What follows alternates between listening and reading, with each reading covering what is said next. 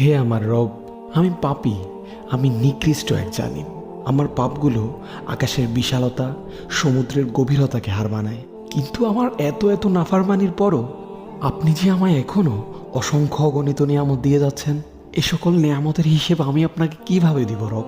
জানি না আমার মৃত্যু কখন চলে আসে, কিন্তু মালিক, আপনার দয়া ও ভালোবাসা ছাড়া আমি মৃত্যুর জন্য কখনোই প্রস্তুত হতে পারবো না। আমি এই ভেবেই শিহরিত হয়ে যাই যে মৃত্যুর সময় যদি আপনি আমায় আপনার ভালোবাসা আর দয়া না দেন, তাহলে তো আমি ধ্বংস হয়ে যাব, যে ধ্বংসের চেয়ে আর কোনো বড় ধ্বংস হতে পারে না।